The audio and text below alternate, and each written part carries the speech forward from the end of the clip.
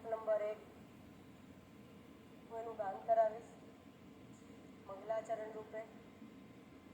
શુભ પરમાત્માના એ શ્રવણ અને એનું ગાન પણ અતિ દુર્લભ છે. આપણી પાસે પુસ્તક ભાગવતજી હોય એમાંથી આપ પુનરુચ્ચારણ કરશો ને તો મારા બાદ પણ બોલી શકશો.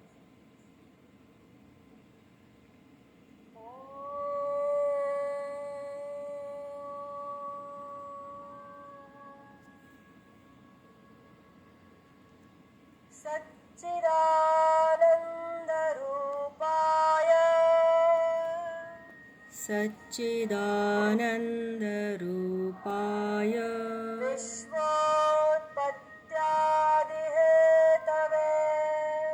विश्वोत्पत्त्यादिहेतवे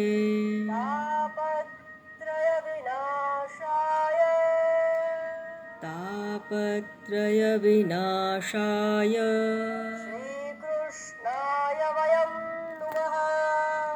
श्रीकृष्णाय वयं नुमः. સચ્ચિત આનંદ રૂપાય પરમાત્માના સ્વરૂપનું વર્ણન શરૂ કરતા વ્યાસ ભગવાન કહે છે કે રૂપ આપણું છે સત, ચિત અને આનંદ. વિશ્વોત્પત્ત્યાદિ હેતવે આપ સચ્ચિદાનંદ તો છો. પછી આ સચ્ચિદાનંદ સ્વરૂપ તો મેં અનુભવ્યું છે, એ મારી અનુભૂતિનો વિષય છે. તો મારે બીજાને એની અનુભૂતિ કરાવી હોય તો શું કરવું પડે? પરમાત્માનું જે રૂપ જે મારા જાણવામાં આવ્યું હોય, જે મને અનુભવ ગમ્યો હોય એની પણ કંઈક વાત કરવી પડે. શું એની સરખામણી ક્યાંક છે? તો કે છે વિશ્વ ઉત્પત્તિ અને પ્રલયના હેતુરૂપ જે આપ છો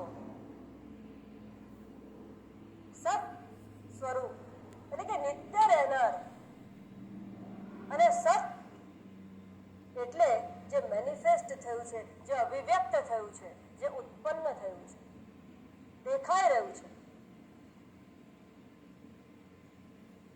ચિત્ત સ્વરૂપ જેનાથી જણાય છે,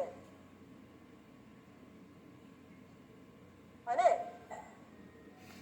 સ્થિતિ સ્વરૂપ જે આ જગતની ઉત્પત્તિ થઈ છે, આ જગત જેના દ્વારા ધારણ થયેલું છે, અને આ જગતના પ્રલયનું જે કારણ છે એવા આપ.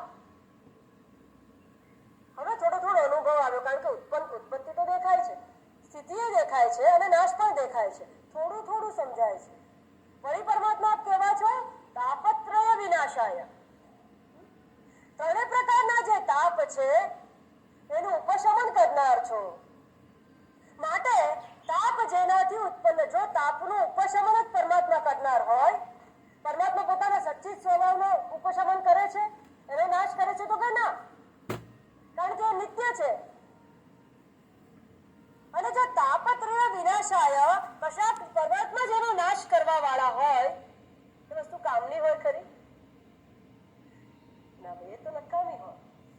તો તાપત્રય આદિ દૈવિક, આદિ ભૌતિક અને આધ્યાત્મિક જે તાપ ઉત્પન્ન થયા છે, જે દુઃખ ઉત્પન્ન થયું છે, જે વિવરતા ઉત્પન્ન થઈ છે, એ જેનાથી ઉત્પન્ન થઈ છે, જે વ્યક્તિ વસ્તુ પરિસ્થિતિ છે, જે કર્મથી, જે દેશથી, જે કાળથી, જે વ્યવસ્થાથી ઉત્પન્ન થઈ છે, જે નિમિત્તથી ઉત્પન્ન થઈ છે, જો એ પરમાત્માથી નાશને જ પ્રાપ્ત હોય તો એનો કોઈ અર્થ રહે ખરો?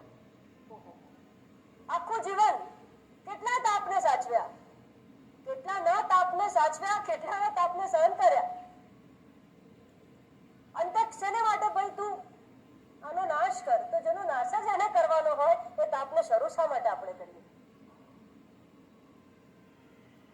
અને માટે જ આ ઉત્પત્તિ સ્થિતિ લયના કારણને જાણીએ, એના કારણને જાણતા, એના અવતારને જાણતા સચ્ચિદાનંદ સ્વરૂપ સુધી આપણે જઈએ. પણ મારા તાપનું ઉપશમન તું હવે તો કર, તો જ હું પેલા તારા પરમ તત્વને જાણી શકીશ. માટે અહીંયા તાપત્રય વિનાશાય કહ્યું છે વ્યાસ ભગવાને. તાપત્રય વિનાશાય નથી કહ્યું, પાપની વાત નથી કરી. કારણ કે તાપ ક્યારે લાગે છે? પાપ થઈ ગયા બાદ એ તાપનો અનુભવ થાય છે. જો પાપ જે થઈ જાય છે, પાપ તો અજ્ઞાનથી થઈ જ ગયા છે. પાપનો રૂપે શક્ય નથી. એ પાપથી ઉત્પન્ન થતો જે તાપ છે ને એને તું નાશ કર.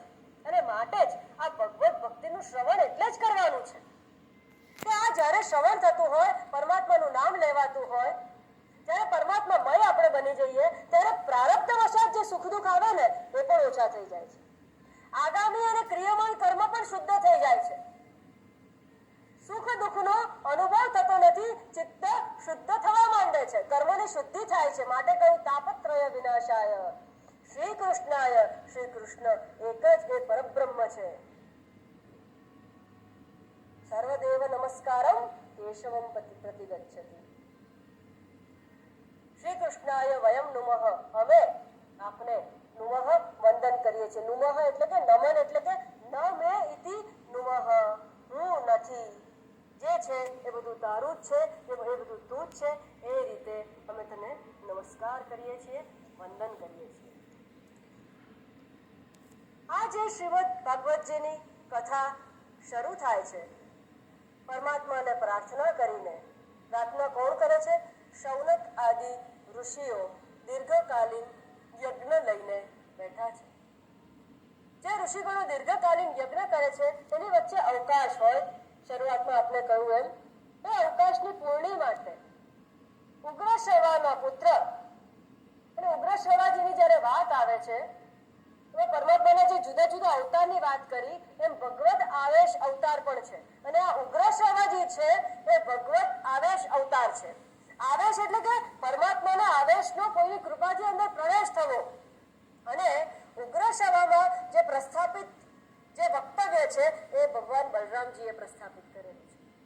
તો આ જે ઉગ્ર સેવાજી છે એમના પુત્ર સુત પૌરાણિક સુતજીને નમન કરીને શૌનકજી